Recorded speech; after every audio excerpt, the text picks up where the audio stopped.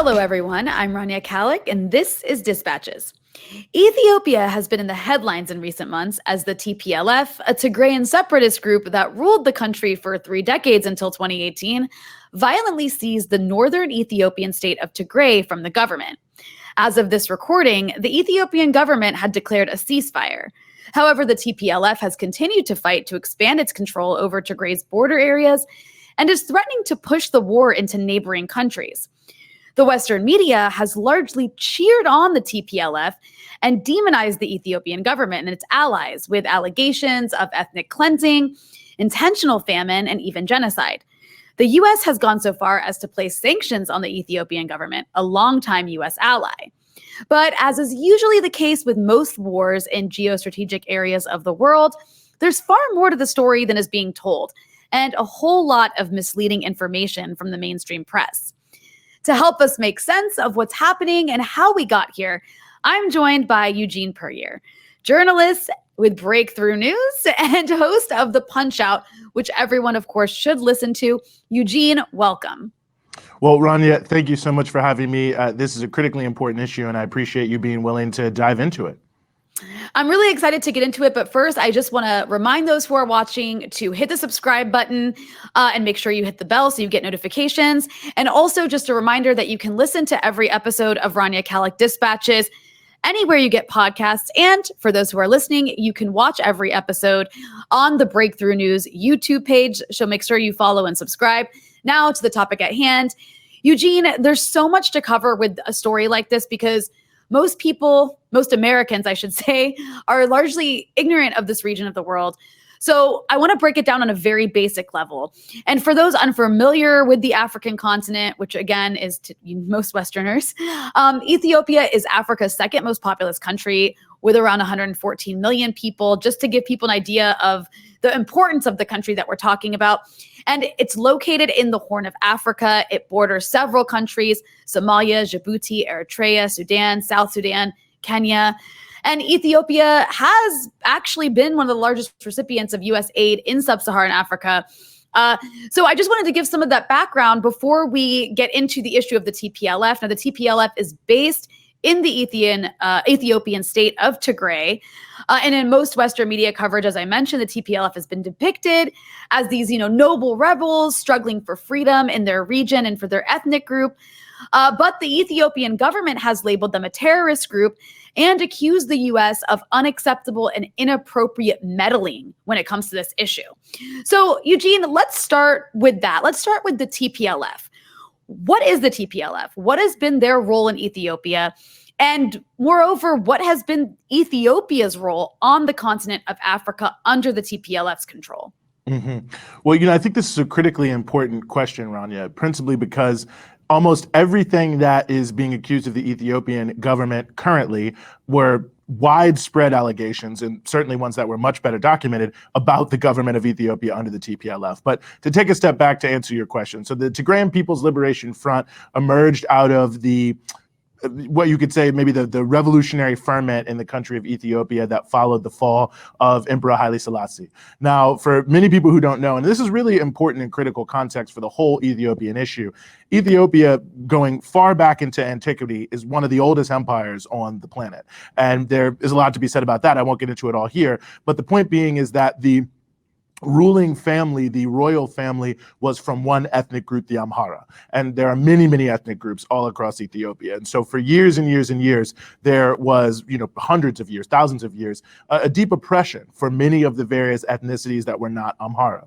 So in the middle 1970s, you have the collapse of the Haile Selassie royal dictatorship, if you will, in what was a massive famine at the time that really brought to a head a number of different issues, including issues of ethnic identity and national unity, and so on and so forth. And so in this process, there were many people of all ethnicities inside of Ethiopia, also outside in the diaspora, who were revolutionaries of some form or another, at least claimed to be revolutionaries of some form or another. So the TPLF is rooted in a movement, primarily student-based initially, of people who returned to the country during this revolutionary ferment, the immediate days of it, went into the Tigrayan countryside as part of a broader land reform policy that was going on at the time, where the immediate post-revolutionary government took a number of people who were coming back to the country who had revolutionary ideas and saying, we're going to do this massive land reform. Of course, there'd been feudalism, of course, for hundreds and hundreds of years. And we need you to go out and to help administer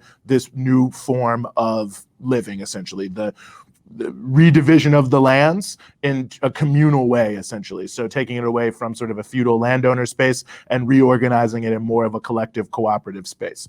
Now, again, there's quite a bit that could be said about that prospect, but I don't want to get too detained by that, although we can talk more about that history. But the point being is that the TPLF emerged from forces who were in Tigray. They were, of course, Tigrayan people, and they were hostile, or they became hostile to the central government, the socialist government, the so-called Derg in Ethiopia in the late 1970s, especially in the 1980s.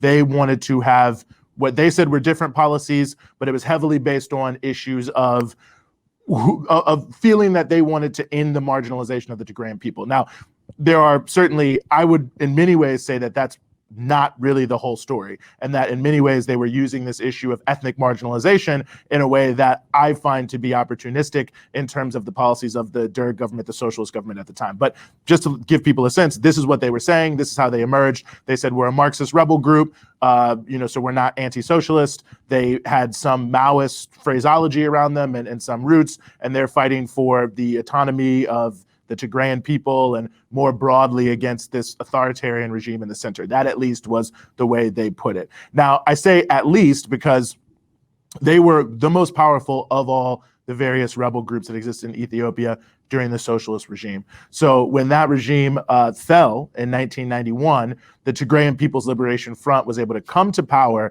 at the head of what was a broader coalition of different forces, but they were by far the center of it and by far the strongest force.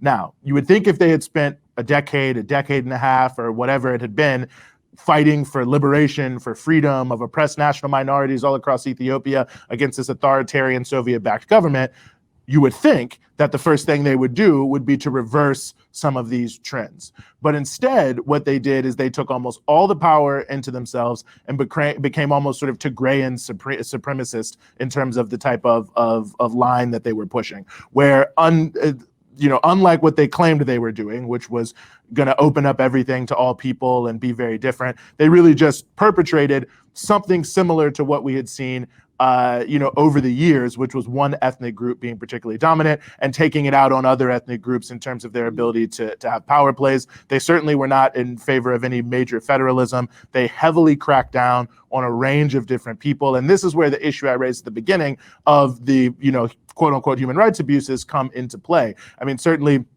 in 2005, for instance, they were widely accused in the Gabela region of conducting massive massacres of all sorts, using rape as a weapon, forced displacements of people. This is also something they were known for in the lower Omo Valley, where they displaced tens of thousands of people in order to put massive sugar plantations there that were for extractive agriculture. They have been accused many, many different times, credibly accused they were, and really proven to have shot live ammunition all the time into peaceful protests of all types. Every election, they were winning by 99%. So the elections were widely recognized to be essentially fraudulent, at least fraudulent in the sense that they weren't really having support of 99% of the people. That's and, you can go on and talking about all of these different elements and all of these different pieces, but that was their reputation in the African continent. That was their reputation internationally. Interestingly enough, many of the people criticizing the current Ethiopian regime the hardest and really saying almost nothing about the Tigrayan People's Liberation Front, or now the Tigrayan Defense Forces, were in fact the leading voices saying that this is an extremely undemocratic government, that they are abusing their power in every single way, that they are using all of the worst types of torture and massacres and other pieces like that to keep their rule totally in place. They also were heavily manipulating aid that was coming into the country, basically saying, if you don't get down with us, then we will not give you, the aid that has come in from international aid agencies. I didn't mention the Ogaden region of Ethiopia, where they were also widely seen as conducting, many atrocities and human rights violations. And on top of all of that, in 2007, they conspired with the United States in order to invade Somalia and destabilize Somalia, which had no central government at all from 1991 to 2005. The Islamic Courts Union came together, which brought together a relatively wide swath of clan leaders and others in Somalia, first unified government in more than a decade, since 1991, there had been a brutal civil war. The country had totally collapsed, and Ethiopia and the United States decided they did not like the Islamic Courts Union for a range of reasons. The Ethiopians, with the backing of the United States, invaded, destabilized Somalia again, and we look at Somalia right now in terms of the country being essentially still in a state of complete and total collapse, massive warfare, and so on and so forth. So I know I said a lot there, but I think the bottom line really is the Tigrayan People's Liberation Front, as the leaders of Ethiopia from 1991 to 2018, were widely believed and proven, really, in many ways, to be one of the worst human rights abusers, certainly in the African continent, probably in the world, and in almost every single way, from rigging elections to shooting down protesters to using rape as a weapon, using food as a weapon, using forced displacement as a form of social control. This was everything that they were doing. They also started a war with, well, some people might say who started it, but nevertheless, they also ramped up the military action between Eritrea and Ethiopia, fought 2 wars with them. And so really their entire orientation was to seize as much power for, I don't even want to say Tigrayan people, really, because I think that would be a misnomer, but for the clique of Tigrayans who were with the TPLF, they were also known as being very corrupt, seizing as much power for them as they possibly could, imposing that power on the other ethnic groups of Ethiopia, and using the most brutal circumstances they possibly could to make that happen. No, I'm so happy you delved into that, because if you read any mainstream media report right now about the issue of what's happening in Tigray, you really are given they paint this image of a rebel group that's just fighting for their minority ethnicity to have rights or something. They don't tell you they were actually, the TPLF was in charge, was in charge in this coalition for 30 years and was actually voted out. I mean, so that's what happened. So can you give our listeners and viewers an idea of who the prime minister is now, and why he has earned the ire of America, before we get into this recent conflict? Because he's become, he's at the center of all this now, as he's being very demonized, even though he won a Nobel Peace Prize. So tell us what happened in 2018 with the TPLF and this new prime minister coming into power. Well, the current Prime Minister, Abiy Ahmed, actually comes from the coalition that the TPLF had as their sort of governing fig leaf, if you will. And what happened in 2018 is there was a rising tide of resistance in the country. So all of the things I just mentioned had started to add up. There was, and actually continues to be, an insurgency in Oromia, the Oromo area, and that is the ethnicity of Abiy Ahmed, that was getting very hot, getting very serious. And plus, there was just generally quite a bit of discontent across many different forces inside of Ethiopia. So the TPLF regime sort of unraveled, really. And inside of their own coalition, there were many people who felt like this is totally untenable. There's no way that we can move forward. Their style of rule is in and of itself so brutal and has disaffected so many people. There's no way that we can continue on this front. And Abiy Ahmed was actually voted in to become the prime minister out of that coalition of people when the TPLF was essentially displaced, right? I mean, that's more or less what happened, is that their role in the ruling coalition was sidelined by their own coalition partners who felt that their policies have been too brutal to continue in any way, shape, or form similar to what had happened. And they were more or less relegated to a minor role. Abiy Ahmed becomes the prime minister. The first thing he starts to do is he releases thousands of political prisoners. He changes the laws around many of the sort of national security laws and pieces like that that have been used by the TPLF to push forward their persecution of different individuals. He starts to change those laws, bring in new laws. They put a political prisoner in charge of the State Human Rights Commission to try to make that more of a real commission. They move towards a peace with Eritrea, which is a long-running issue in Ethiopia, going way back to the collapse of the Haile Selassie, whatever you want to call it. Some will call it monarchy. I think it should be called correctly a dictatorship. But that being said, the collapse of that empire in the revolutionary ferment of the 70s, the issue of Eritrea and Eritreans wanting to be an independent country, which also has a lot to it, but long-standing dissension, wars happening in the 80s, in the 90s, in the early 2000s. So Abiy Ahmed starts to really offers a olive branch to Eritrea, and they're able to sign this peace deal, which is a huge deal. There is a lot of things that are still going on in the Oromo area and other places, but they signed deals with some of the armed groups that had been fighting against the government, and of course allowed some of their exiles to return to the country. And so really, this is why Abiy Ahmed wins the Nobel Peace Prize about a year after he comes in, because he was seen as someone who, I mean, I think most of the world, myself included, who follow the horn, were relatively shocked with how quickly he seemed to be moving to bring back exiles, to free people from prison, to reform the laws inside of the country, and seemingly to want to move forward in a very different modality than what we had seen under the TPLF. So, you know, since that time and since this war, quite a bit has happened.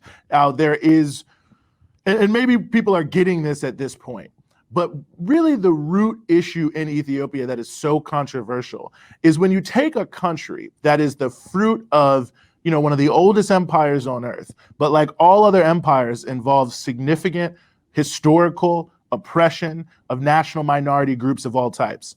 How do you have an equitable setup where everyone feels that they have a role and that they are not marginalized in the way that they have been in the past? How do you distribute the resources in a way that reflects that? How do you distribute the political power in a way that reflects that?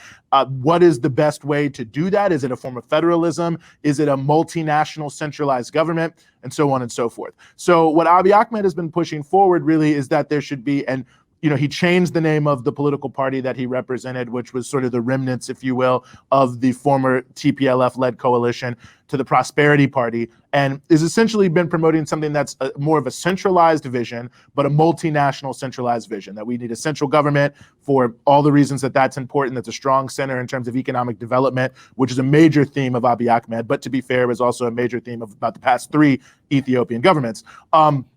But be that as it may, that we should sort of all come together, that we shouldn't fragment the country. But there is a lot of dissension about how that works and what it really means. And does it elevate another ethnicity over your ethnicity? And is it just a replay of what's happened in the past, where they say we're all going to get along, but it's really they get along and you have to step to the side? So there's a lot of questions about how that's done. But that has really been the hallmark of Abiy Ahmed and how he's come forward is we need to resolve all these historical conflicts, but the way to resolve them is through economic development and a centralized multinational government that is able to spread the wealth around, if you will, to a much better degree than has happened in the past. Now, I say there are others who certainly think that that's not the best way to do it. Certainly the TPLF government is extremely hostile to that vision. And it's relatively obvious why they're hostile to that vision, because it means that they are sidelined in a big way. So, you know, and we can talk about what started this conflict, but what's important to note is, you know, even the New York Times, in one of their recent pieces that was, of course, ripping the Ethiopian government, noted that up until this conflict,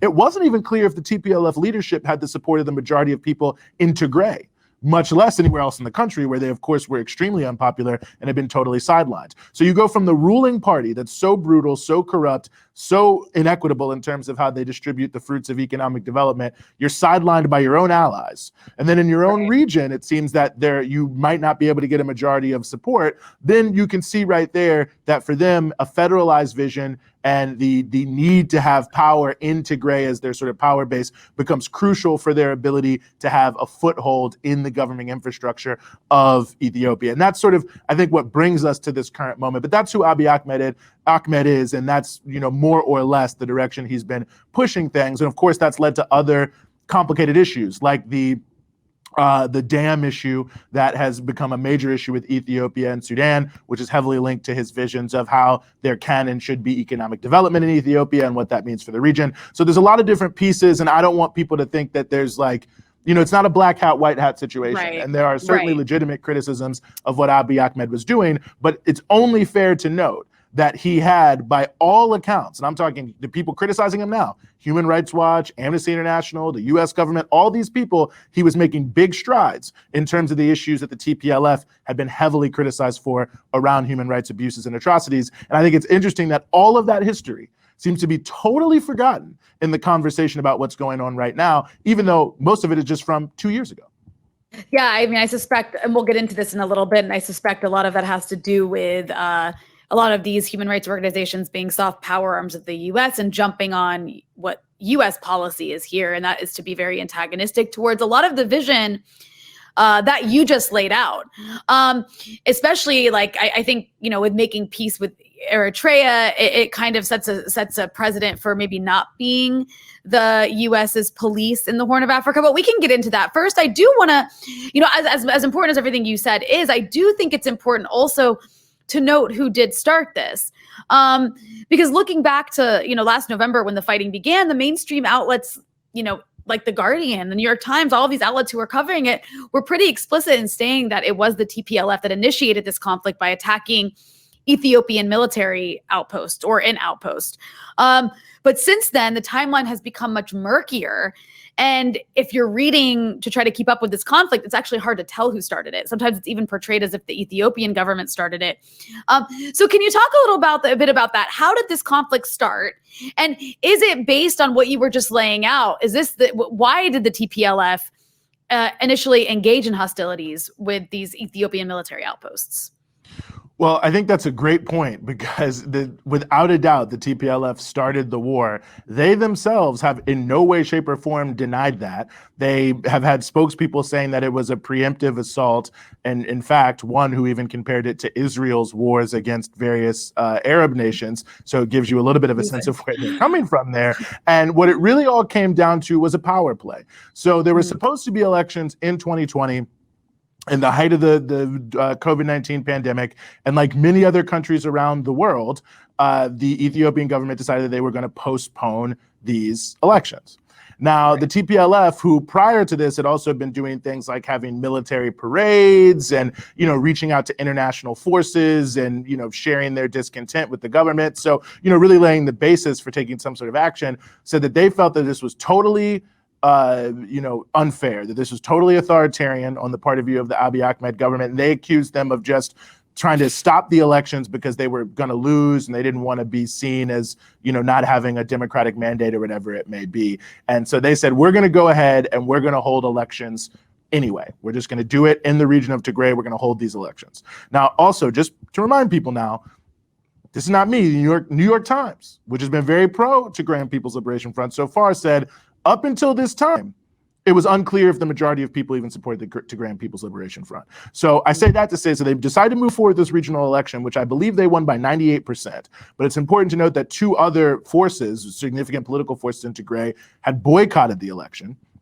So there's that. And this was just sort of a regional election. We don't know exactly how many people voted, what went, or whatever. It's not to say that there's no support for the TPLF in Tigray. There's obviously quite a bit of support for them, both historically and contemporarily, but it certainly didn't seem like it was 98% of the vote. So they have this illegal regional election against the central government that they claim that they're, fighting for sovereignty, independence, freedom, or whatever it may be. And this obviously became a major issue for the central government there in Ethiopia. They took some measures to address this issue. The TPLF then decides to launch an armed military uprising. They do a fair amount of shelling. They seize a major military base. They take all of the heavy weapons they can find, and then they launch this war against the Ethiopian government in the Tigray region, right? The Ethiopian military and the other people who are there. And then the Ethiopian military responds. The Eritrean military gets involved at the request of Ethiopia. At least that's the way it's presented. And I don't see any reason to say that that's not the case. And then we end up in the current conflagration. But I think it is important to really understand how the thing began.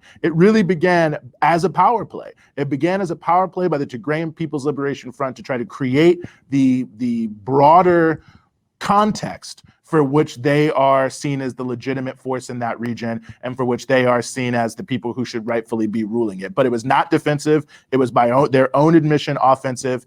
It is related primarily to the issue of COVID-19. I mean, I'm not in the hearts and the minds of the Ethiopian government, so I don't know exactly what they were saying, but they weren't the only government in the world that was postponing elections because of COVID-19. So it sounds at least like that in line with what seemed to be good practice in many countries around the world. And because of that pretext, the Tigrayan People's Liberation Front, that, like I said, have been doing military parades and all these other things, used that as a pretext really to push forward their attempt to get back into the political equation in Ethiopia with some level of leverage and some level of power.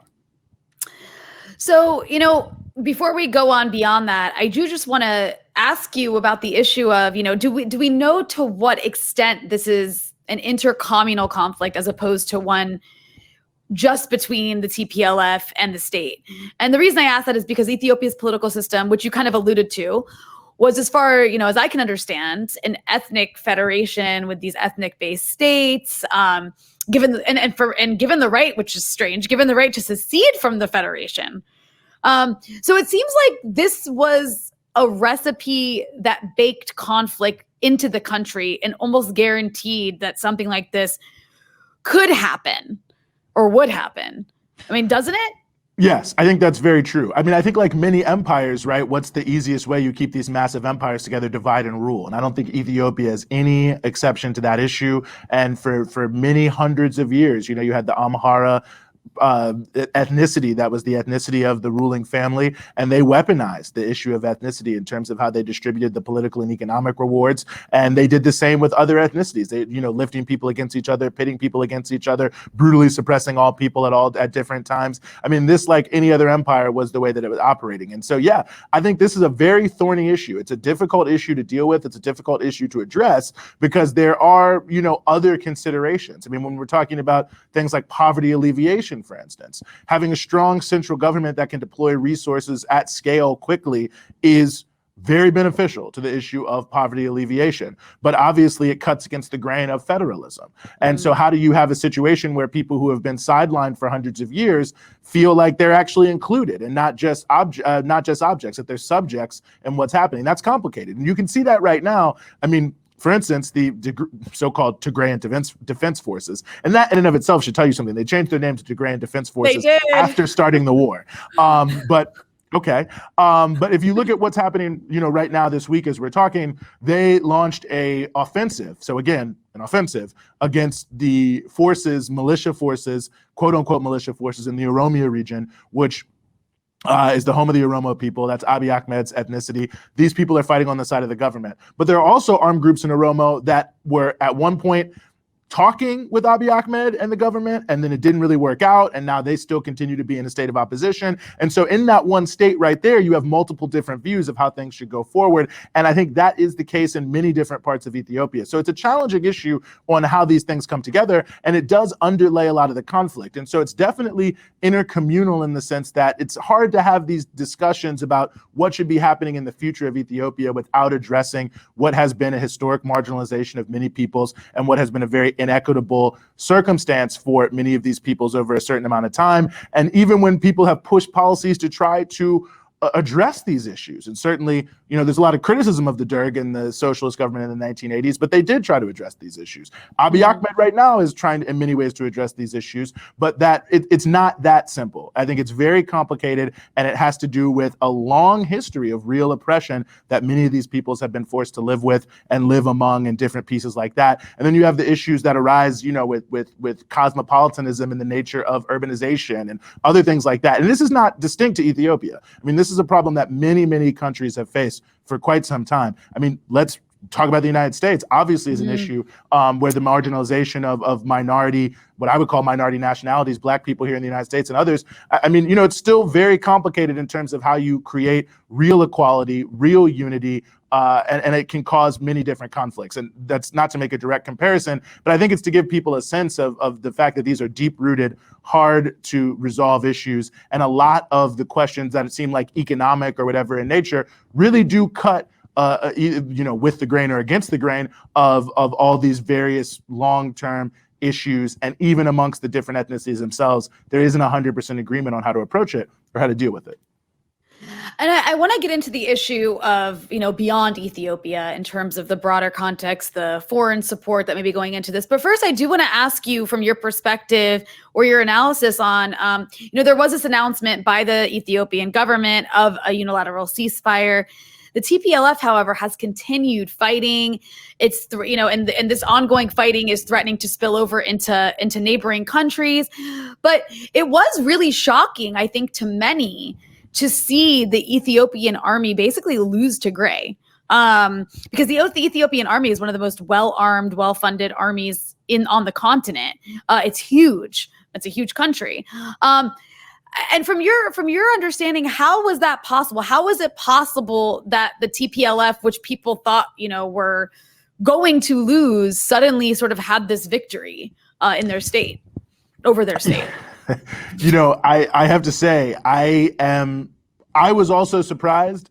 I think the only real answer you could give is that, because it is true, Ethiopia has a large army It has a historically very well-trained army, and that has roots that go far back several decades. I mean, the only thing I can really say is that a significant part of the army that was good must have been Tigrayan. And over their years of running the country from 1991 to 2018, many of the best fighters must have been contained within their modality. Now, obviously, you know, the Ethiopians have also given as good as they've gotten. And it is worth noting that they were able to retake the region, and then there was sort of a seesaw. So I don't know if it's as, you know, if they're as overmatched as it appears. And I think the Tigrayans have done a great job making the Ethiopians appear as if they are worse fighters than perhaps they really are. And certainly they were driven back as well. But I think that the real answer to that is that a lot of, or the only real answer is that a lot of the military expertise has to have rested within that faction of the former ruling party there, the center party of the ruling regime.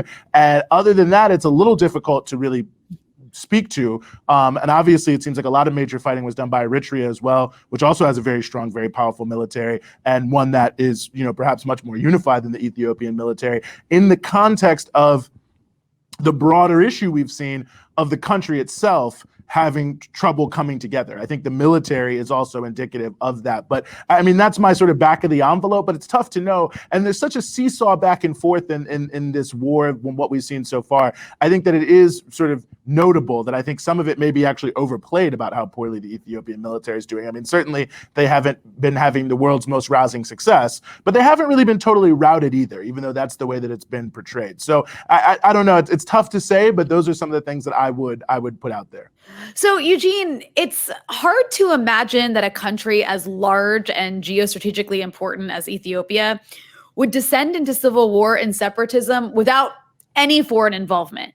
And we know that the Trump administration had threatened Ethiopia over its refusal to bend to demands that he and Egypt had imposed on them. And we know Egypt is willing to go to war over the Nile and the Ethiopian dam. And we know Sudan is greatly concerned as well. And, you know, here in Lebanon, sources say that the Emiratis are very close to Ethiopia and Prime Minister Abiy Ahmed. And Israel has had good and bad relations with various countries in the region, including Egypt, Ethiopia, and Eritrea, as well as Sudan more recently. So, you know, Ethiopia is a major player also in Somalia, where the Qataris and Emiratis are both involved. And I guess my point of all of this is to say, is there any reason to assume that the TPLF escalation was backed by or maybe done in collaboration with an outside power? You know, it's tough to say whether it was done with direct backing or direct knowledge in terms of what they did, but certainly it was done with the, I mean, it has to be. Why would you do something like this knowing the impact it potentially could have on you if you did not have the backing of powerful authorities? And we do know that the TPLF had been having back channel conversations, well, not that back channel, with the European Union and with other forces in the lead up to the conflict. And certainly they have these long ties, especially to the United States, especially over the issue of regional foreign policy, in particular the issue of Somalia, that it seems that they at least must have had some feeling that they could expect a certain amount of support from the so-called international community, from the United States, from Europe, and others. Now, they had also been supporting Abiy Ahmed, so the whole thing has a little bit of murkiness to it. And I can't say for sure, but it does seem that the dam issue, the Grand Renaissance Dam, may have been the triggering issue. Now, as you mentioned, during the Trump administration had been pushing very hard, saying, well, let's go ahead and we're going to help you with the negotiations between Sudan, Egypt, Ethiopia, and so on and so forth. And ultimately, those negotiations broke down because the Trump administration took the side of Egypt 100%. Right. And that was obviously related to, you know, I think broader strategic reasons. I don't know how much related to Ethiopia it was. I think it was more related to U.S.-Egyptian relations and the role that Egypt plays as, you know, sort of a neo-colonial satrapy for the United States and the broader region. But that does seem to be a trigger for a change, because it seemed like everything was all good between Abiy Ahmed and the U.S. government, more or less. And it does seem that at least one element of why the U.S. government and other international forces have so quickly backed the TPLF offensive, even though it is an offensive, not defensive, despite the fact that they said it, even though they themselves have also been both in the past and currently, by the way, tasked or tagged with human rights abuses of a serious nature, despite the fact that it doesn't seem to be rooted in any sort of plan to improve the country, but potentially just enforces the tearing apart of the country. It seems as if the reason why is that what they're hoping for and what they're calling for, when you look at the US and other people who are saying what they want to do, they're saying there needs to be a negotiated solution. And it seems that this is what the Tigrayan People's Liberation Front either knew ahead of time or expected they could set up with the fait accompli, where what will happen is there'll be a negotiated solution, but the only negotiated solution in terms of what they have put out is if they are allowed to control Tigray, which means that they then get a foothold in the government in a major way. So you have this US, maybe to call them a client is a little extreme, because Ethiopia in many ways, had his level of independence to it. They were coming closer with China and other things like that, but they were very close to the United States. They were a big part of the US war on terror. So they've been a very close ally of the United States in the region and in a much broader sense in the African continent. And, this was also noted, by the way, when Obama went there in 2012 and doubled down on support. Many people were saying, Obama, stop supporting the Zenawi regime, stop supporting who's the prime minister at the time. And he went there and said, no, this is a great democratic government. So it was a big issue. So I think for sure those forces would either be happy to see or are willing to accept a government that would have more of the influence of their historical ally, and in some might say client, somewhere on that spectrum, having them in place. And that really seems to be, when you look at what the TPLF has put out in terms of negotiating positions, that really seems to be the main thing that they're trying to do, is get their leverage back. Because remember, as we talked about earlier, they have been totally marginalized because their rule had been so brutal, so corrupt, that even their own allies basically dumped them to the side, bring in this new guy. He starts making all sorts of changes, including, releasing people they put in prison, bringing people back from abroad that they had forced into exile, opening up the human rights situation. And just to give you a sense of that, the Human Rights Office in Ethiopia, the government-funded one, which right now, by the way, is conducting an investigation with the United Nations into atrocities in this war, they themselves have accused the government that backs them of atrocities in this war. So it gives you a sense of what Abiy Ahmed had really been doing. Again, not everything was perfect, not like everything was the way it should be, but he put a former political prisoner in the head of a human rights office that during the midst of this war has been willing to openly criticize them and work with the United Nations in order to look more into this. And by the way, the government is saying, no, they're lying.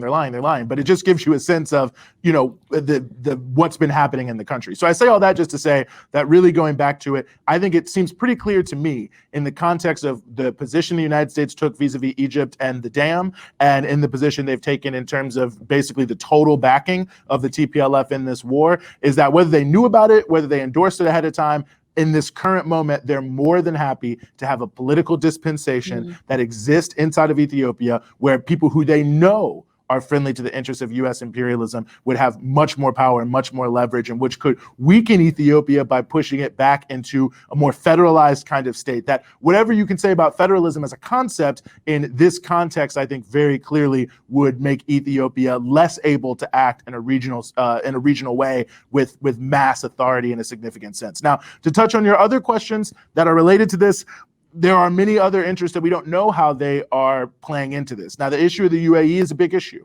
They're also known as having good relations with Eritrea. And the context over the last presidential, or really the current conflict happening over how the next president is going to be picked in Somalia, was, many people say, a product of Eritrean and Emirati backing of Farmajo, who is the guy who is in there now and who is trying to not have elections in a way that they're actually now going to have them. It's a little confusing there in Somalia, but nevertheless, the accusations, and I say accusations because this is just what people are saying, it's not necessarily proven, was that the UAE and Eritrea were saying you should not have these elections, that you should govern in a way that is, it's tough to say, in a Western sense, they would say more hard line. But what Farmajo was putting out there was different. He was saying that what they need in Somalia is one person, one vote, but that there's no security situation for that, and that they need to have him basically run the whole thing for another 3 years to establish more stability. So I don't want to get too deep into the issue of Somalia, and I think a lot of that was certainly self-motivated by the issue of Farmajo, but I say that to say it's obvious that there is at least some form of thinking in different countries around the world, including in Africa, about how to resolve the issue of ethnic fracturing, really, and the broader and clan-based fracturing and other sort of warlord-based fracturing in the broader region, and that some people seem to feel that the easiest way to address this is to push maybe more of of a stronger line in terms of establishing stability. And there's at least some accusation that that's a piece of it. Now, the United States was 100% opposed to Farmajo staying there. And the reason they were opposed to Farmajo staying there, in my belief, and this is what I said consistently on the Punch Out, was that they have promoted a totally fake government in Somalia, the so-called transitional federal government that became the current government since the invasion of 2007. None of these governments are really representative of the Somali people in any significant way. It's basically based on the leadership of powerful clans coming together and choosing who is going to be the leader with the backing of the US government, but they don't even control a significant portion of the country. Somaliland has formed their own country.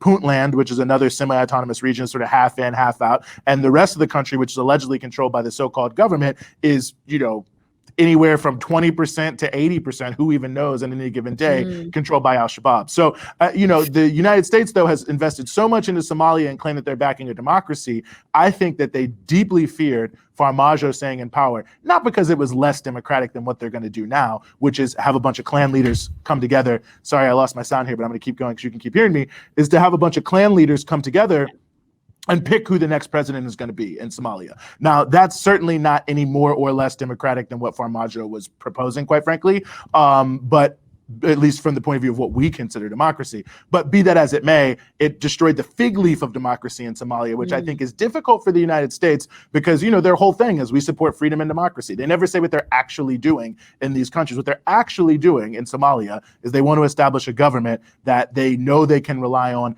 not to create too much drama in the context of the world's largest, commercial corridor in terms of leading right there into the Suez Canal. So, how that plays into the broader peace in the Horn here, I think is not known, but there are many people who I respect on this issue who have laid out a vision that Eritrea, the Abiy Ahmed government in Ethiopia, and to a lesser extent, the Farmajo forces in Somalia are presenting a different vision for the Horn that would be more geopolitically independent, that would stress unity and economic development over division, and that would approach the issues of fragmentation certainly with maybe a harder line, but one that was aimed at establishing stability, and that inside of this key geostrategic region, the United States does not want to see one country that they absolutely hate, which is Eritrea, and that's another issue. Another country that they maybe are unsure what way they're going, and that's Ethiopia, that because of the issues with the dam and others could be messing with other U.S. client projects in the region, including Egypt, which is very important to U.S. imperialism, and that in Somalia, things could potentially go another way and upset the apple cart of this fig leaf of democracy that they set up. So how all of that is playing into this, I don't know, but it is all playing into it. There's no doubt about that. This is one of the most geostrategically important regions on the planet. It's never talked about like that, but again, just for people to remember what happened when that ship got stuck in the Suez Canal and it completely and totally disrupted all world commerce? Well, think about it like this. The Horn region is right there in that major commercial corridor. So what type of government they have? I mean, of course, they did everything in their power to overthrow the socialist government in the 1980s because they could not have socialists allied with the Soviet Union have any influence in that region. They weren't going to let it happen. And in fact, they backed Somalia in a war at that time in 1977. But again, just taking one step back, I think it's still a little murky how it's all playing in, but I think it does seem clear that something switched in the Ethiopia-U.S. relationship, which have been very close when they decided to take Egypt's position 100% on the issue of the Grand Dam that they're building there in Ethiopia. And that seems to be related perhaps to a new dispensation with better relations between Ethiopia and Eritrea, what that could potentially mean for the politics of Somalia, and whether or not that sets back the United States in terms of their regional agenda of domination over major commercial corridors and routes, which is obviously a huge piece of U.S. foreign policy writ large in terms of how they, are projecting power. Well, I think you just laid out there what the U.S. really means whenever it talks about this region, period, is what it actually wants. Those are U.S. interests, which you very clearly spelled out. That said, I do want to play a clip because I think it's an important one. Now, the U.S. ambassador to the United Nations, Linda Thomas Greenfield, has tried to do something interesting, which I want to get your reaction to. Please. Which she tried to weaponize anti-racism in what I felt was a very odd way to push the UN Security Council to act against Ethiopia. Because, of course, the U.S. has, in its rhetoric and, of course, with its actions by actually placing sanctions on officials in the Ethiopian government, has thrown its support behind its longtime ally, the TPLF. And she said, I'm quoting her. She said, "I ask those who refuse to address this issue publicly, do African lives not matter?" And this is at the Security Council. And then she reiterated it after she had said this in front of the press, as well as a bunch of other U.S. demands for what they want to see out of this conflict. So I want to play that real quick and then get your reaction. Please. It's the first opportunity for us to show that African lives matter as much as other lives around the world. But an open meeting is not enough. What we need to see is action on the ground. We need to see a ceasefire that is permanent, that all of the parties agree to. We need to see the Eritrean troops return to their own border. We need to see unfettered access for humanitarian workers. We need to see accountability for the atrocities that have been committed. So before you do answer, Eugene, I want to hear your thoughts on the way that she oddly tried to like weaponize the Black Lives Matter slogan. That was kind of weird because both sides of this conflict are African. It's not like there's like a white side and a black side. But I'd like to get your thoughts on that, but also for what the U.S. is calling for. What she said sounds so reasonable, but when you actually step outside of the, like, kind of look at the situation objectively, I can't imagine demanding that any country, for example, in the West, submit to the demands of a separatist group that is violently seizing a state. So I just find it odd that it's being phrased that way in terms of Ethiopia. But I guess go ahead. I'd like to hear your reaction to that clip I just showed. No, I think that's an important question. I think the weaponization of Black Lives Matter, as you point out there, the sort of African Lives Matter. I mean, it has two audiences. I mean, one, it has the audience in Africa of other nations who have consistently criticized the United States over the years for not caring at all about Africa, except to the extent they could destroy it and rob it of its wealth and its resources. So to some degree, that is some of the audience there. I think in a much bigger way, the real audience is China and Russia. Because since we're talking about UN Security Council action against Ethiopia, which is a country that's very close with China, and by the way, has been for many years, even during the latter half of the TPLF. And Russia is not really that involved in Ethiopia or that close to them, but nevertheless, based on what we know about their historic positions at the Security Council, could be very likely to step into a place and maybe block some form of sanctions or other form of action as a unilateral action, and so on and so forth. And I don't want to get into that, but I think that what the United States is really trying to do is set up a space by which anyone blocking anything they're saying should be done in the Security Council could be portrayed as racist. And that if you don't want to do anything about this, it shows that you don't really care about Africa, you don't really care about African lives. And of course, as it concerns China, this is the number one allegation of the United States towards China, that they're just there to exploit Africa, which seems like an unbelievable statement for the United States or any to be making. I mean, really? Or the UK or France even more so. But I think that's really who the main audience for that was. And I think that it's on its face absurd. I mean, it's amazing to me that African lives don't seem to matter at all when it's the brutal regime of, say, Nigeria shooting people down, using their air force to destroy whole villages. There's just gruesome stories, of people being gunned down from helicopters, pilots of which, by the way, were trained by the United Kingdom, and these, completely absurd so-called counterterrorism maneuvers. We see the same thing in Mali, by the way, where the government actually fell because the military backed by the United States was not only so inept in actually dealing with the conflict there, but they themselves had such a reputation for being equally as brutal as any of the forces that they were alleged to be fighting. I mean, where are the African lives that matter right now in Swaziland, Eswatini, where they're having these massive protests that are being brutally repressed by an absolute monarch who has total support historically from the United States? I mean, we could keep going over some amount of time, but it really is just shocking to even think that you could be bold enough to use that framing when, in fact, the United States right now contemporarily has been, over the history of the past 30 or 40 years, has been backing some of the most brutal regimes in the African continent that didn't care about anybody's life. who was under their so-called citizenship, their so-called aegis,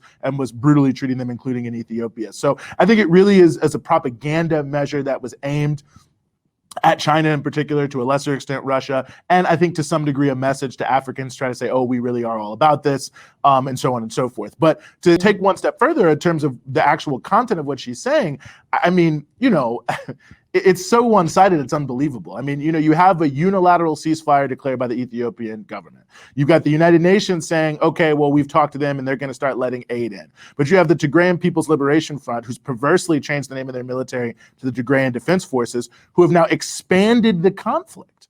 And they've actually gone on the offensive. And the only thing that that is likely to do is make it harder for humanitarian aid to get into the region. But yet until somehow there isn't any major condemnation of them from the United States. Now, there's some coming from some of the people, you know, the so-called humanitarian community, the human rights organizations, many of which have been all in on criticizing only the Ethiopian government. Right. And even now, many of them are starting to say, well, both sides need to be looked into. I mean, you look at just the issue of humanitarian aid, that's been a big issue in the media. Oh, these bridges are getting blown up. But even Human Rights Watch, who's been heavily criticizing the Ethiopian government, has actually said both sides are probably responsible for blowing up bridges. Now, I don't know the truth, I'm not there, but that sounds generally right when you know anything about war. But yet and still, that's not pointed out. Amnesty International also been aggressively criticizing the Ethiopian government, noted that hundreds of people were massacred by the Tigrayan People's Liberation Front in a place called Maikadra. Never mentioned at all, never brought up in any way, shape, or form. So the whole idea that this is about showing African lives matter, that it's, you know, this regime that is refusing to do anything is extremely one-sided. And again, I'm not here to give unfettered, whatever praise to the Ethiopian government. This is a war in a country that's seen a lot of brutal wars and where a lot of the people involved have been involved in a lot of things. And I don't want to take away from anyone's particular story of any atrocity that was done to them or done to their family members or anything like that. But the reality is both sides, at the very least, both sides are doing something here. And only one side is actually being criticized for it. And the other side is being 100% demonized. And the one thing we know about the other side is that they, well, at least when it comes to Eritreans, that they are hated by the United States and have been hated by US imperialism. And that Ethiopia seems to have become, out of the blue in a way, some oppositional force that the U.S. has something against, seems to hold something against in terms of the way they're acting in this conflict. And so you really have to take one step back and look at that statement and say, this statement is political over and above anything else. And it's designed to put America's geopolitical opponents at the Security Council in a tough position. And it's designed to give aid and comfort to the Tigrayan People's Liberation Front and to create an international narrative that puts all of the onus on the Ethiopian military, despite the fact they didn't even start the war. And despite the fact they've been the only people to pull back, the Eritreans have also pulled back. And in the context of a unilateral ceasefire where both sides, the Eritreans and the Ethiopians, have pulled back, and the Ethiopians have, by the admission of the UN, started letting in more aid. And you can see that because look at the pictures of the Tigrayan leaders in these World Food Program trucks, you know? So that's also true. And by the way, the Tigrayans said, if there's no aid, we're going to open our own humanitarian corridor vis-a-vis the military to Sudan. So that hasn't happened. So that must mean that the Ethiopians are bringing in the aid. But yet and still, you have the Tigrayan People's Liberation Front. You know, I mean, they claim these are disputed areas, but taking it into the Amhara region, taking it into the Oromia region. And we also know that there has been accusations of heavy shelling by the TPLF in these offensives that they've been doing in just the recent days in which we were talking about. And this shelling is also something that the Tigrayans have been accused by Human Rights Watch and others of doing indiscriminately and committing human rights abuses. But despite the fact that it's in the same report, the Western media only reports about the Ethiopian government part of it, not the other part of it. And I think that all of that coming together shows that the statement by Linda Thomas Greenfield, I believe, who's the UN ambassador for the United States, is totally one-sided, totally political, and completely designed to help push for the outcome they seem to want, which is negotiations between the Tigrayan People's Liberation Front and the government of Abiy Ahmed. And since we know the negotiating position of the TPLF is for them to be the rulers of that region, that seems to be the only way that can actually happen in a real way, which would mean that this long time, you know, very close ally of the United States would then, after being marginalized by its own people through a war that they started, be back in the center of the political conversation in Ethiopia and determining to some degree what the future policies of that country are going to be. So really the root of this conflict is the TPLF, which again was extremely brutal. Extremely corrupt. Everything that the Ethiopian government is being accused of and the Eritrean government is being accused of, there is a long list and a long history of well-documented atrocities of just those types by the Tigrayan People's Liberation Front. It was so bad that they themselves were marginalized by their own allies and the people of the country. So will they be able to play a role in the leadership of the country despite all that, or will they not be able to? And they seem determined to put themselves in the center of the conflict by force of arms if necessary, regardless of any other factor. And, you know, just what you described reminds me so much of other conflicts in terms of the sort of just reporting on one side and, of course, demonizing the other completely when it's so much more gray than that. And that goes into the sort of disinformation around this issue. Simon Tesfamariam, who we had on our Breakthrough News live stream, which everyone should tune into every Thursday at 3 p.m. Eastern, the Freedom Side, hosted by Eugene and me. He wrote a lengthy and meticulous report for the New Africa Institute about the disinformation surrounding the situation in Tigray. And he warned that imperialist powers are playing a role in promoting this kind of false narrative or one-sided narrative to push for intervention, to push for responsibility to protect, which of course is a doctrine where atrocities are just so bad somewhere, so bad that the bigger powers determine that this country no longer has sovereignty and we must go in and intervene militarily. And almost as if to prove his point, he was attacked by the Atlantic Council's Digital Forensics Lab.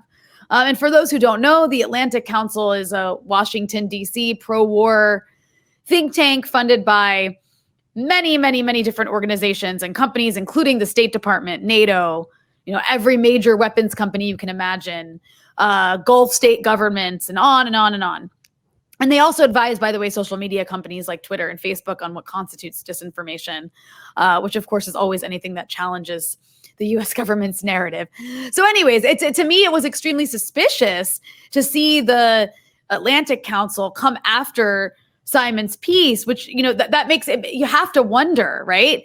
I guess my question for you, Eugene, is, what do you make of the resources that seem to be put into pushing this interventionist narrative by a lot of the same places who pushed for war in places like Syria and Libya, pushed for intervention in places like Venezuela? Because there does seem to be a kind of regime change network in place to push for intervention. And I recognize a lot of the same patterns I saw with these other wars, especially also, you have exiles coming out and giving interviews. So what do you make of all this?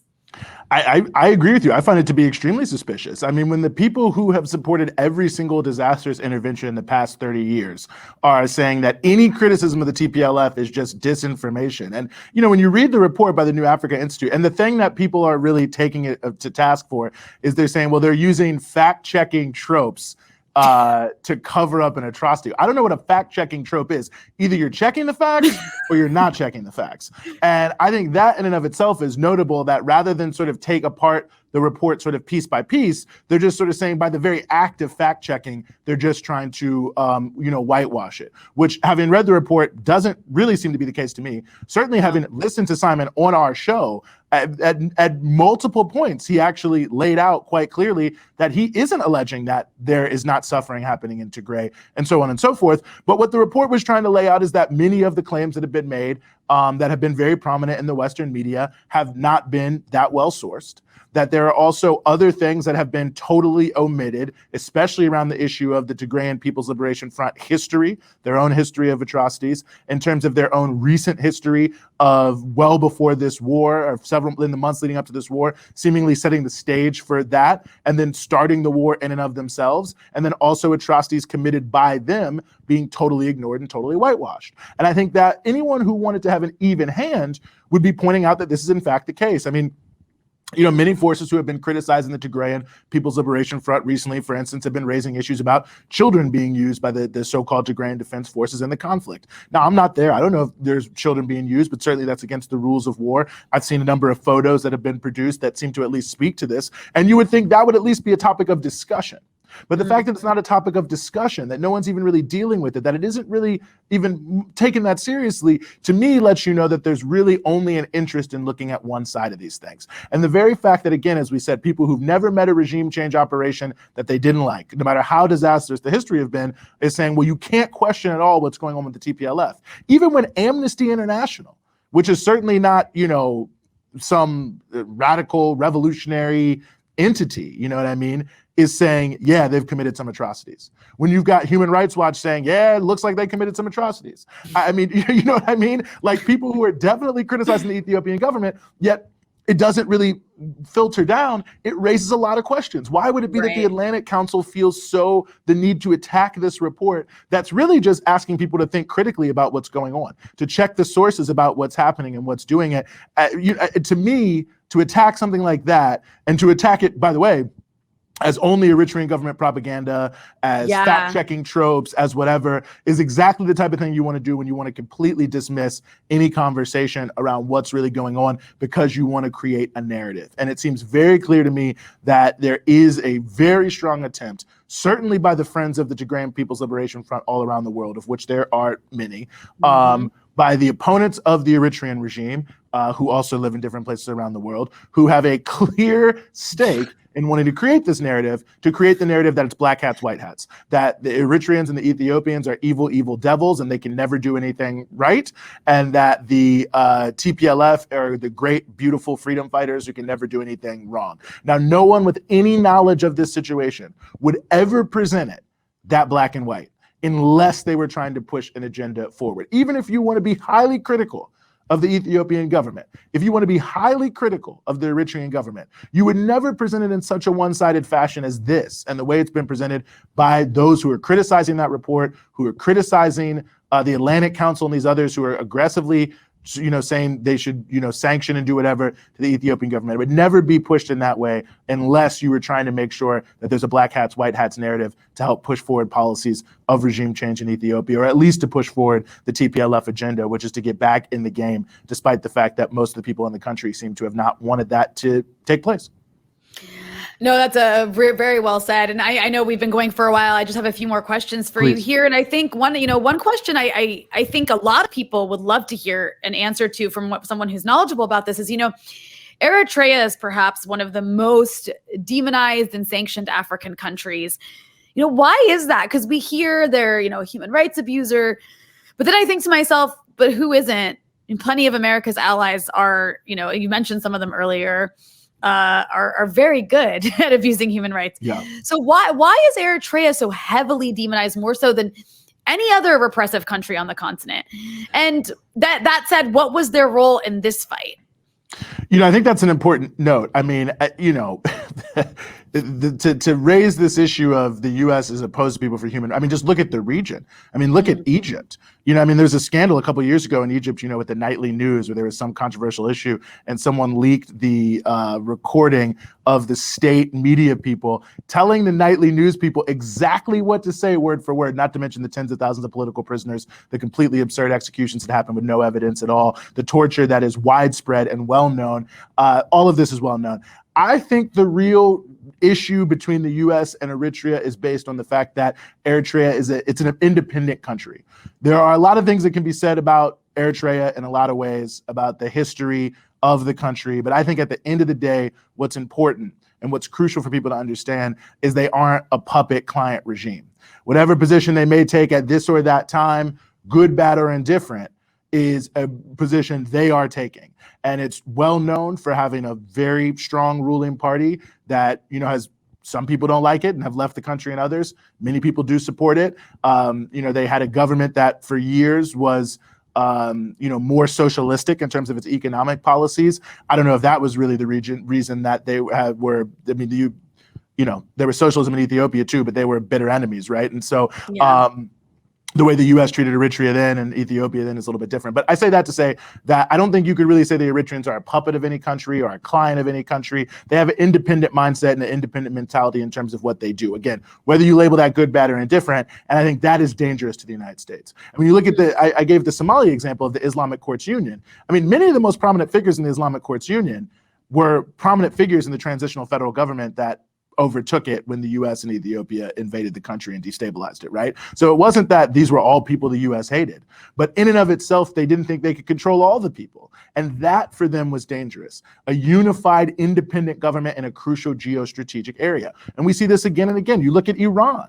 I mean, Iran certainly is not a country with a history of looking to destroy the United States. I mean, certainly we know in the 1980s, you know, they were to some degree targeted by the United States, but so was Iraq when they were pitting them against one another. But, you know, they were open to discussions. They were open to talks. They're still open to discussions and talks. And yet and still they're aggressively demonized for being open to working with the United States. But that's because it's not about being open to working with someone. It's not about wanting to have good relationships with the West. It's about whether or not you're going to be a total client state. So if you're Saudi Arabia, do whatever you want to do. Abuse whoever, imprison whoever, cut off as many heads as you want to cut off because they don't have an independent foreign policy. But Iran, which says we want to be independent, we want to do business with everybody, we want to build up our economy to the best degree we can, well, we must destroy them because that destroys U.S. total neocolonial control of the region. And I think a country like Eritrea in a crucial geopolitical area, it's not really a good look for the United States to have someone who can make their own decisions there. And not only can make their own decisions, but is willing to do things that might anger the West.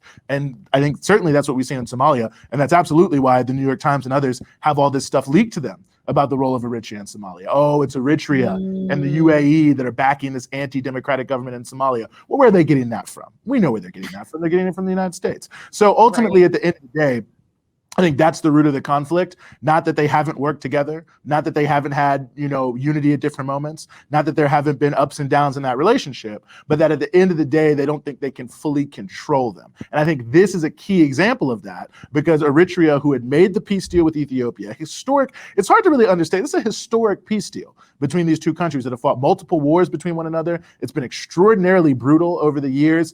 You know, in the 80s, East Germany actually did 5 or 6 different rounds trying to bring the two sides together. Never really worked out. Deeply rooted divisions.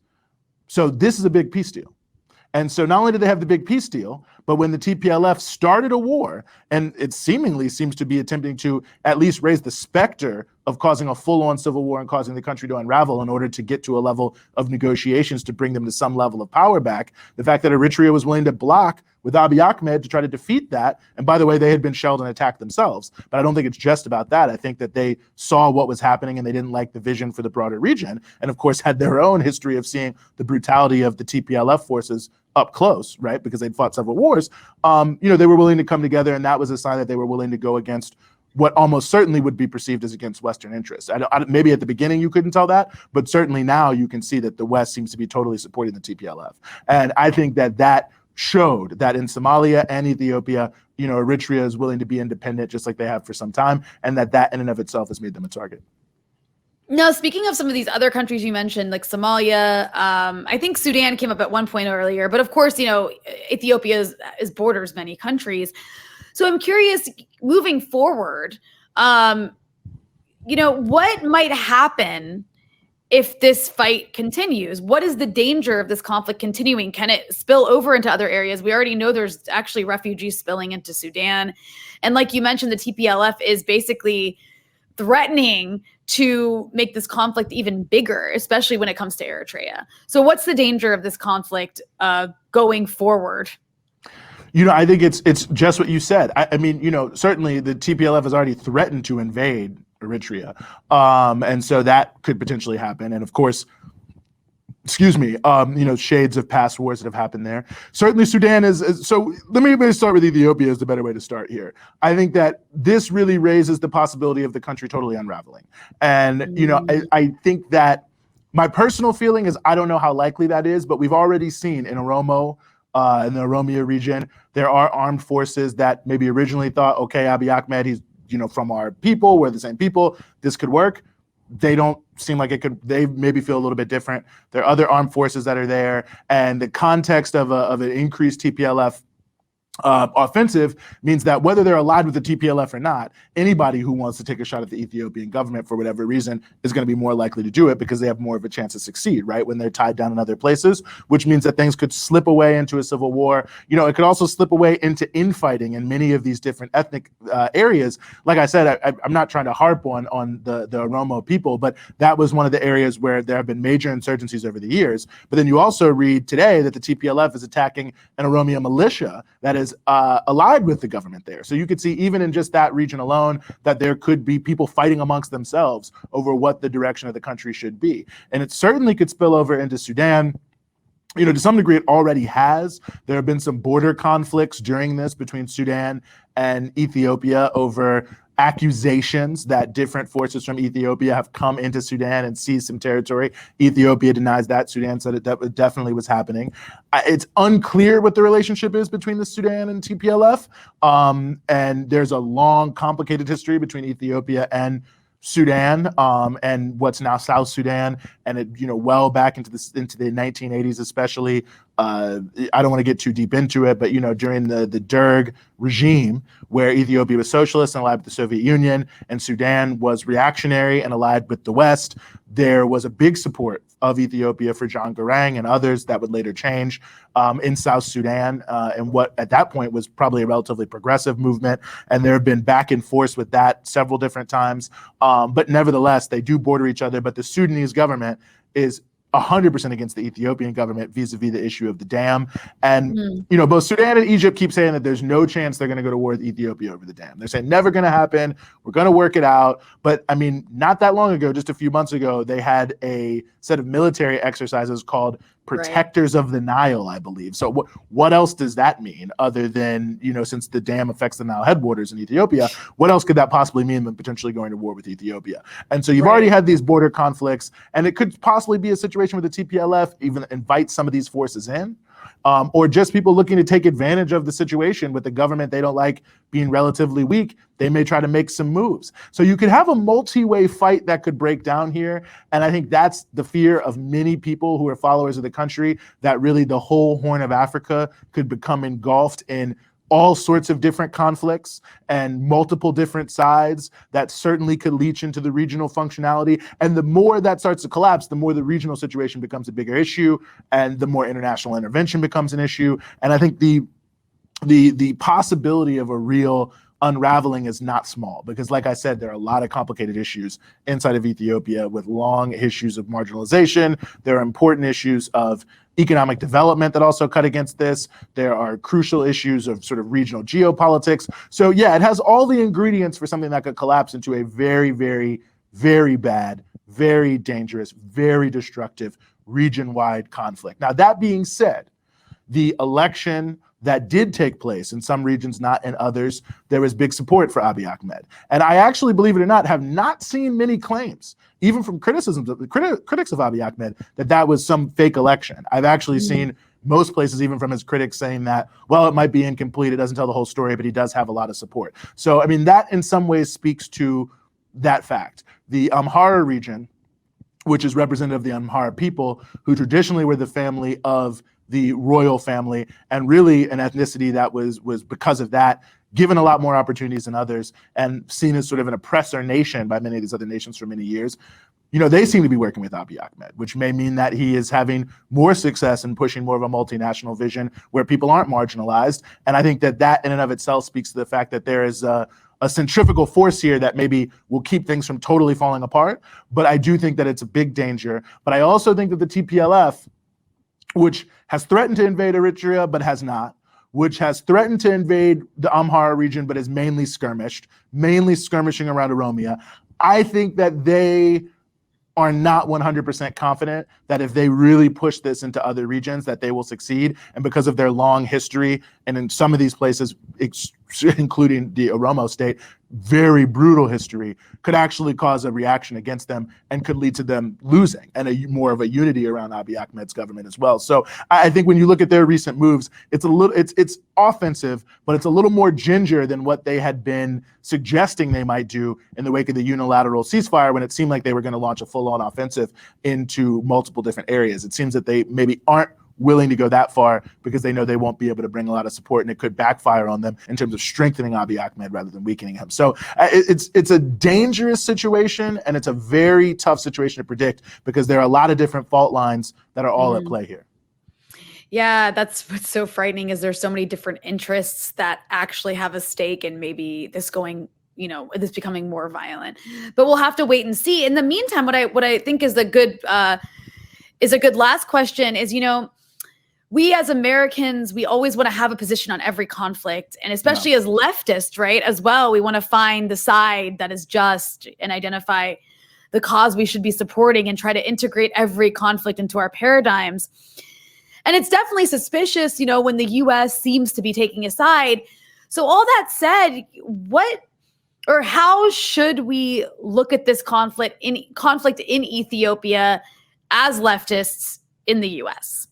I know it's a hard question, but it's a hard question, but it's an important question. But I think vis-a-vis us in the United States, we should look at it in the way we look at all other conflicts, which is, the U.S. imperialist agenda is the root of pretty much all major conflict anywhere on earth. There are all sorts of other intervening agendas, and some people would say, oh, I'm flattening it out, I'm doing this, I'm doing that. But the United States just decides we're going to pick winners and losers in every single conflict, and they do everything possible to support who they want to be the winners and to demonize the people they want to be the losers. So it completely and totally eliminates all sense of agency from peoples around the world. It eliminates any real sense of self-determination for peoples around the world. I think the way we have to look at this conflict is, why is it that the United States is pushing a 100% one-sided agenda?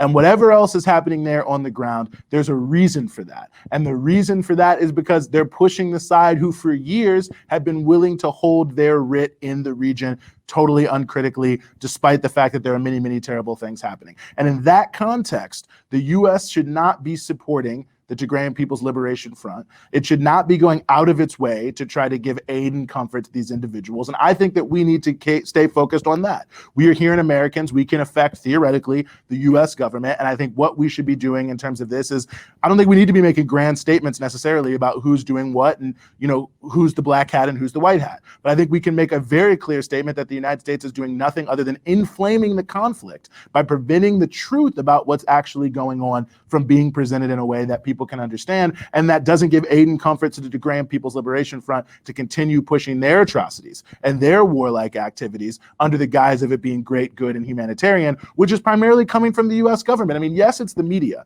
but if the U.S. government was not presenting it in this way, the media would be presenting it in a different way. Right. That's how it really works. And I think the reality of the situation is, here in the United States, I think people who think that U.S. imperialism has a malign agenda abroad and that it's desire to be the world police to control every region, especially geostrategic ones, is a bad policy, is a fallacy, is a folly, is a fallacy, is negative. That then really our duty is to criticize that U.S. positioning, to criticize the U.S. flattening out of the conflict, to criticize the U.S. using this conflict for geostrategic leverage, as we talked about with the African Lives Matter thing and the overall campaign against China, and to be pushing for the United States to really allow Ethiopians to solve this amongst themselves, allow it to be resolved within the region without that thumb on the scale that the U.S. imperialists always feel like they want to do in every single conflict, in which in almost every single case just metastasizes the conflict and makes it worse. Very well said. Eugene Puryear, our very own breakthrough news journalist, Eugene Puryear. I'm sure that nobody needs to hear this, but just in case, where can everybody follow your work? Well, you can certainly follow the things we do at BT Newsroom across all your social media platforms. You can listen to the podcast, The Punch Out, which we release across our social media platforms at 5 p.m. Eastern. Anywhere you listen to podcasts, Spotify, Apple Music, so on and so forth. You can follow me personally at Eugene Puryear. And yeah, that probably should do it. If you're following Breakthrough News, you'll be able to follow me. So make that your number one follow. Thank you so much, Eugene, for coming on and breaking this all down for us. Thank you so much for having me.